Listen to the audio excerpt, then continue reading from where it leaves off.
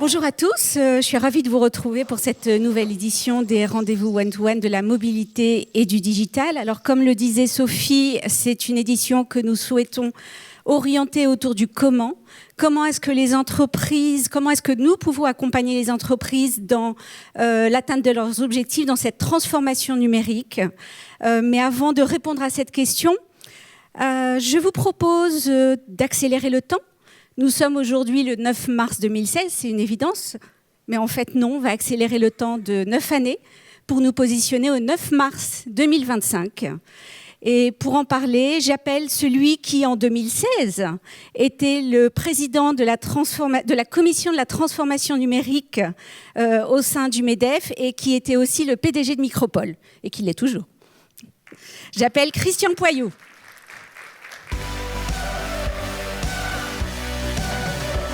Bonjour Christian, on va s'installer. Je vous en prie. Oups. Alors 2025, on est ravis parce qu'en fait, il y a une petite dizaine d'années, vous nous disiez que vous souhaitiez qu'à horizon 2025, le sujet de la transformation numérique ne soit plus un sujet. Est-ce que le pari est gagné? Les entreprises ont-elles réussi cette transformation? Alors que le chemin parcouru, en tout cas, c'est vrai qu'en 10 ans, la France a beaucoup évolué. Les entreprises françaises ont su prendre en compte effectivement cette transformation digitale. Rappelons-nous effectivement ce qui se passait il y a 10 ans. Donc en 2016, les Français, en titre personnel, étaient très consommateurs de l'Internet. On était même en avance dans un premier quartile au niveau européen. Par contre, les entreprises, elles étaient très en retard. Il y avait à peine 65% des entreprises françaises qui avaient un site de e-commerce. Et on était là, pour le coup, je crois, 13e en classement au niveau européen. Donc il y avait vraiment un retard qui était très, très important. Et c'était préjudiciable pour le sursaut, si je veux dire, en tout cas le développement de l'activité française. Donc qu'est-ce qui s'est passé? Qu'est-ce qui a permis de faire bouger un petit peu les lignes? Alors il y a différents éléments au niveau français, européen, et puis au niveau des entreprises. Si on raisonne déjà au niveau européen, donc le Digital Single Market a enfin été signé en 2020. Je vous rappelle encore une fois qu'en 2016, on pouvait à peine passer une commande sur un site de e-commerce allemand et inversement. On ne pouvait pas consulter une chaîne vidéo quand on était en dehors du territoire. Enfin, il y avait incapacité de créer des géants européens du digital et de la data. Donc le Digital Single Market a permis de faire évoluer ces lignes. Ça a été long et compliqué, mais on y est arrivé en 2020 grosso modo, dans des conditions satisfaisantes. La réglementation aussi a évolué, la réglementation sur les investissements, favorisant les investissements dans le digital, que ce soit au niveau du public ou du privé. On a fait évoluer aussi certainement les lois sur le travail, sur l'activité. Je me rappelle, ça devait être à ces mêmes dates, il y a à peu près 10 ans, il y avait des débats qu'on peut juger aujourd'hui un peu rétrogrades sur la multi-activité, sur faire évoluer le cadre du travail. Mais enfin, tout ça est bien loin, tout ça a évolué. Les politiques ont su comprendre les enjeux majeurs face à tous ces sujets. Et puis, dernier point, là, au niveau des entreprises, elles ont évidemment su bouger. Alors c'est compliqué parce que le digital, moi je dis souvent c'est un peu le Far West, mais le Far West finalement c'est passionnant, c'est là où il y a des choses à faire, où il y a justement des frontières à atteindre, etc. Ce qui a été important, c'est que les entreprises ont bien compris que la transformation digitale, c'est le sous-jacent, c'est la techno bien évidemment, mais avant tout c'est un problème d'organisation, c'est un problème de process, c'est un problème de business model. Donc il faut faire vraiment travailler ensemble et les métiers et l'IT et bien comprendre ces sujets-là et pas se focaliser uniquement sur le problème technologique. Donc oui, ça a bien bougé. Maintenant, ces 10 ans ont été passionnants. La transformation digitale continue et les 10 ans à venir ont encore plein de perspectives du point de vue évolution. Alors, parlez-nous justement de ce consommateur dans sa façon de s'engager avec les marques. En 2016, c'était un vrai sujet. On parlait sans arrêt d'expérience client. Il fallait réinventer, réécrire toutes les expériences cross-canal. Aujourd'hui, quels sont les usages? Comment se comporte ce fameux consommateur? Alors, ce qui est important, c'est surtout les canaux de communication. Comment est-ce qu'ils ont évolué? C'est vrai qu'historiquement, on était la marque, après on est passé au produit, on est passé à l'usage. Et puis, on était l'usage du web, après on était passé en passage en mobilité. Aujourd'hui, bien sûr, la majorité des échanges de e-commerce se font à travers un canal mobile, mais pas uniquement le smartphone. Ça fait bien longtemps, quasiment 10 ans, que le smartphone est devenu une commodity. On en est à l'iPhone 14, mais enfin, il n'a pas bougé foncièrement depuis l'iPhone 7 en tant que tel. Non, maintenant, il y a d'autres canaux de communication. On va dire l'IoT au sens large, mais l'IoT, c'est quoi? Eh bien, c'est la voiture connectée, bien sûr, qui maintenant, depuis 2022, est une réalité dans nos villes en tant que telle. On dit que d'ici 3-4 ans, grosso modo, On interdira à des humains de conduire des voitures pour arrêter complètement les accidents. C'est aussi la maison connectée, ça c'est aussi un point tout à fait évident, c'est les deux grands objets connectés, et puis les robots. Ce qui s'est passé sur ces 10 dernières années au niveau de la technologie, c'est la montée en puissance de l'intelligence artificielle qu'on appelle faible. D'ailleurs, c'est amusant parce qu'aujourd'hui même, en fait, c'était il y a 9 ans, il y a le programme AlphaGo de Google qui a battu le champion du monde de Go. C'était vraiment aujourd'hui même, hein, c'était quand même un événement. Et puis, je vous incite aussi, pour mieux comprendre comment ont évolué les robots, à revoir cette vidéo, là aussi, qui date de 2016, sur le robot de Google. C'est sur YouTube, le robot Alpha. On voit ce qu'il faisait il y a 10 ans et on voit ce qu'il fait maintenant. Donc, il y a des canaux de communication qui ont considérablement évolué. Donc les commandes, on les passe à travers son robot qui vous aide à votre domicile ou à travers tous les objets, l'appliance connectée d'une manière générale. Maintenant, ce qui a changé donc fortement aussi, c'est le collaboratif, le social commerce, etc. Donc le consommateur est certainement de plus en plus volatile, bien évidemment. Ça, c'est une tendance qu'on avait constatée également il y a 10 ans. Mais il est de plus en plus, on le contacte à travers des réseaux de plus en plus divers et compliqués, ou en tout cas complexes. Et on est bien loin de l'interface web où on se contentait de prendre une commande ou de réserver quelque chose de manière générale. Donc les tendances sont toujours les mêmes, mais les canaux ont vraiment changé de manière très forte. Et là aussi, l'entreprise, bien sûr, doit s'adapter. C'est celle qui est la plus agile, qui sait faire travailler de manière adéquate les métiers et la technologie, qui, bien sûr, est gagnante. Alors justement, il y a 10 ans, on mettait en lumière le fait que les entreprises françaises avaient résisté en fait au changement, avaient du mal à amorcer cette transformation numérique, ce virage digital. Qu'est-ce qui a fait qu'elles se sont réellement remises en cause et que finalement elles se sont installées dans une dynamique d'innovation? Oui, alors toutes les entreprises ont du mal à s'adapter. Il ne faut pas s'imaginer que la transformation digitale a été facile systématiquement dans les autres pays. Peut-être ce qui nous caractérise en France, et ça a évolué fortement ces dernières années, mais c'était cette notion de ne pas avoir envie de tester. Et ça a évolué encore une fois, mais il y a 10 ans, quand on rencontrait les acteurs de la Silicon Valley, on disait finalement pourquoi vous réussissez. Alors bien sûr, il y a l'écosystème financier, l'écosystème des grandes universités, des grandes entreprises, etc. Mais fondamentalement, les gens ont envie d'essayer, ont envie de tester. Vous savez qu'on a lancé il y a très peu de temps maintenant des drones taxis, qui sont une nouvelle solution pour se développer. On voit que les Américains ont plus facilement franchi le pas pour se tester, peut-être que les Français qui dans certains cas sont encore un petit peu bloqués par ce principe de précaution et d'adaptation, etc. Mais l'entreprise, elle se doit d'être agile, elle est face à un impératif économique évident, donc il faut qu'elle bouge. Dans les idées, ce qui a changé aussi, c'est le côté collaboration. On ne peut plus maîtriser l'ensemble de sa chaîne de valeur, c'est trop complexe.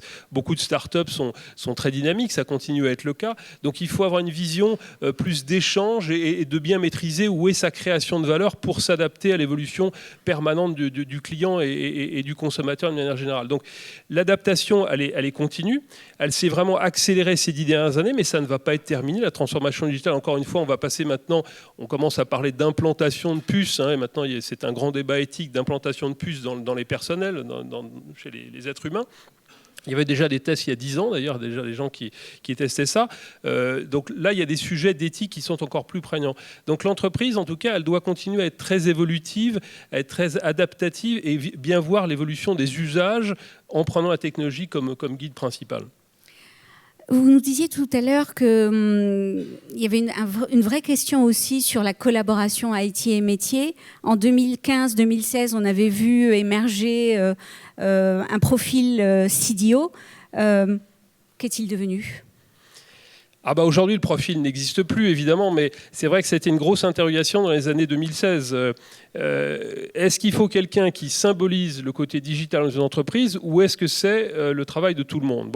Moi, je me rappelle qu'à l'époque, j'avais une position qui disait attention à ne pas cristalliser le digital sur une fonction, quelle que soit la qualité de la personne et son charisme, au côté brillant, enfin peu importe le sujet en tant que tel, mais le digital, ça doit concerner tout le monde. Et si vous focalisez le digital sur une personne, là vous risquez d'avoir peut-être pas un recul ou un dire ok, quelqu'un s'en occupe, c'est pas pour moi. Et je me rappelle encore une fois, on voyait souvent les entreprises en disant le digital c'est pas pour moi, c'est pas tout de suite, c'est dans 2-3 ans, 5 ans. Et puis maintenant il y a une direction du digital, c'est elle qui va s'en occuper. Et ça a été un frein pour un certain nombre d'entreprises. Donc c'est un sujet sur lequel il faut en permanence lutter. La transformation des entreprises, c'est quelque chose qui concerne tout le monde et ça doit être complètement partagé. N'oublions pas que la transformation, encore une fois, c'est principalement un problème d'organisation et d'équipe. Rappelons-nous, dans les années 2015-2016, les grands retailers, distributeurs, eux, leur logique, c'était de fusionner les canaux. C'est-à-dire qu'il y avait un canal physique qui existait encore, qui était distinct du canal e-commerce. Et bien sûr, à ce moment-là, il a fallu fusionner l'ensemble de ces canaux. Ça pose des problèmes relationnels humains normaux, si j'ose dire, parce que qui décide, qui fait quoi. Des fois, il n'y a plus qu'une place pour deux. Enfin, il faut fusionner les équipes. Donc, c'est jamais très simple. Je passe bien sûr sur tous les aspects technologiques, de dire on fusionne les bases, on fait des CRM communs, il y a du master data management. Bon, voilà. Donc, tout ça, ils sont des sujets très forts techniquement, bien évidemment, mais également en termes de relations. Donc, il faut dans une entreprise, et quand je dis il faut, attention, tout ça n'est pas simple, il ne suffit pas de claquer des doigts, mais il faut que la notion de transformation digitale soit prise en compte par l'ensemble des acteurs et qui comprennent bien que c'est un mouvement indispensable, créateur de valeur, créateur d'emplois également, mais qui impose de se remettre en cause et de travailler de manière plus large et pas en silo dans les entreprises. On avait beaucoup aussi parlé d'un grand phénomène de l'ubérisation. On parlait de barbares qui venaient finalement chambouler un peu toutes nos zones de confort. En 2025, on en parle encore ? On a eu peur, on a eu raison d'en avoir peur ou pas ? Il fallait pas. Des barbares, il y en a toujours eu. Je pense que, je sais pas, quand les premières voitures sont apparues en 1880-90, je pense que les conducteurs de diligence ont dû les appeler les barbares d'une manière générale. Donc le propre de l'évolution technologique, c'est effectivement qu'elle rompt les barrières et qu'elle permet l'apparition de nouveaux entrants. Et puis il faut bien être conscient que l'évolution technologique, elle est autonome. Personne ne la maîtrise en tant que telle. Elle avance toute seule, si j'ose dire. Il y a la loi de Metcalfe aussi qui dit clairement que les réseaux, plus ils sont importants, plus ils ont de valeur. Enfin, tous ces phénomènes-là, on serait prêt dans une discussion sociologique, on ne les maîtrise pas, si j'ose dire. C'est l'évolution globalement de la société au sens large du terme. Donc, par rapport à ça, l'ubérisation qui était stigmatisée effectivement par la société Uber dans les années 2015 traduisait simplement une évolution normale de la société, enfin normale, en tout cas liée à l'évolution des technologies. Mais aujourd'hui, qui penserait encore prendre sa voiture pour aller à son travail ? Moi, j'ai testé les dernières voitures Uber. Vous savez, maintenant, ils ont sorti, il y a les voitures jaunes quand on veut travailler, les voitures violettes quand on veut faire de l'entertainment, et puis les bleues quand on se déplace en famille. C'est super sympa, je trouve. On gagne du temps, c'est beaucoup plus agréable, on peut se divertir ou travailler, encore une fois. Donc la notion de voiture, de possession a aussi disparu. Les nouvelles générations, dès 2015, étaient très peu intéressées par l'achat d'une voiture. C'était pas une possession, c'est simplement un échange en tant que tel. Donc le mot barbare avait été pris à l'époque pour alerter les esprits, pour faire bouger les lignes en tant que tel. Mais c'était une évolution de la société d'une manière générale et qui, derrière, encore une fois, était positive, a créé plein d'emplois. Alors, ça en a détruit aussi, ne nous cachons pas notre petit doigt. C'est-à-dire que tous les métiers ont dû évoluer, dans le transport, dans l'hôtellerie. Tous ces sujets ont été bouleversés, mais les entreprises ont su petit à petit trouver des réponses. Je me rappelle en 2016, Accor a trouvé des nouveaux sujets pour impliquer les hôteliers dans ce genre de choses. La restauration aussi a bougé. Donc, encore une fois, c'était et c'est toujours un monde d'opportunités. Simplement, il faut l'aborder de manière positive. Il faut avoir envie de bouger.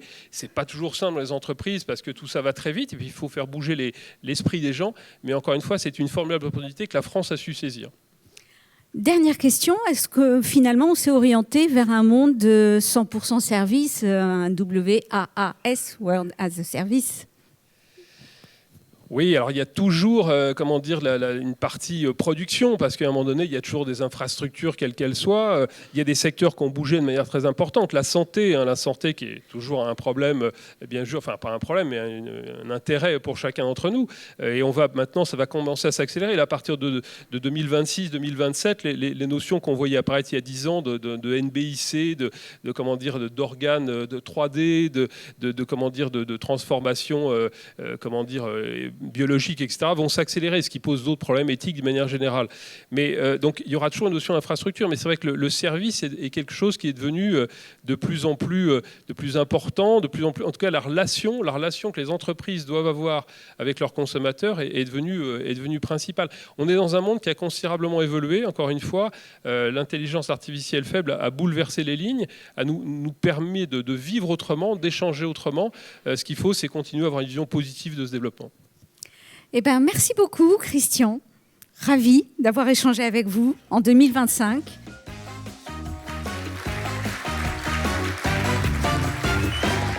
Merci.